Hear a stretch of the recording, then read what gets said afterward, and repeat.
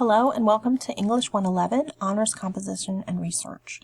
In this video, I'll be going over the course in general and how to navigate through it in D2L.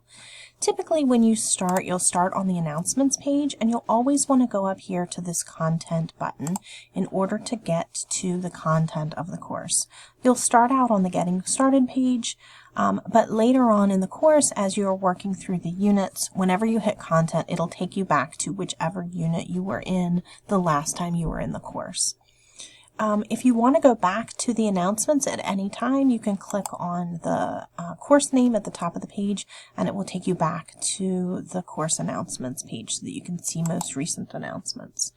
Once you're in the Getting Started unit, you can go through several of these modules and find out basic information about the course. Everything is linked here in the description box, but it's also listed here in the module itself in case you're accessing this course on a mobile device like a tablet or a phone, in which case you may not see this description box at the top. One thing that I do want to make sure I go over is the list of graded assignments. This is sort of the overall structure of the course. There are 5 units. The first one is based around a cultural analysis. The second one is a summary synthesis. The third unit is a cause and effect analysis. The fourth unit is persuasive research. And the fifth unit is an oral presentation.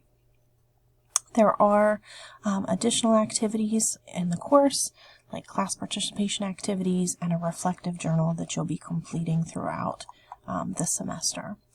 So that is important to have an understanding of the assignments that you'll be completing. The theme of the course is social inequality, and so each unit over here on the left-hand side is organized around a specific thematic idea.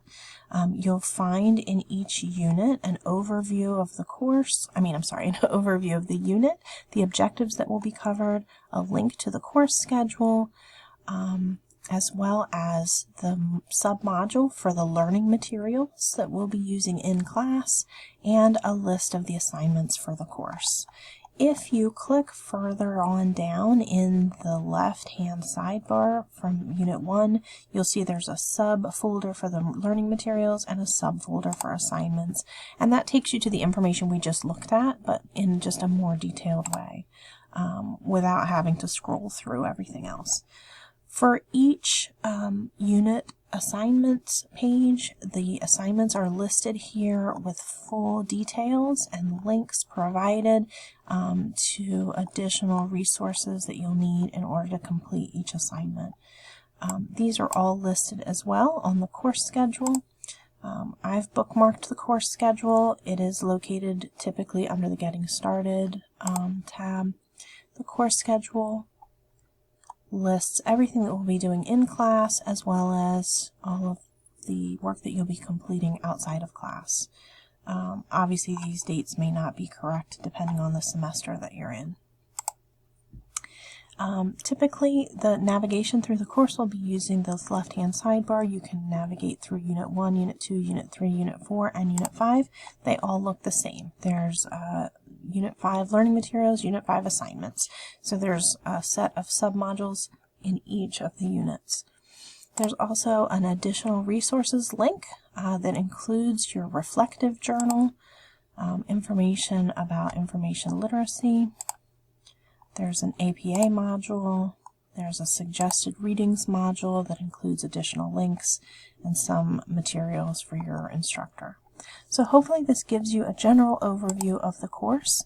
I do encourage you to start by going through the Getting Started materials and making sure that you are comfortable finding all of these materials, as well as navigating through the units and knowing what to look for in terms of the materials in the course and the assignments that you'll be expected to complete. If you have any questions at all, please don't hesitate to ask your instructor. And all of this information will also be covered on the first day in class. So we will look forward to getting started.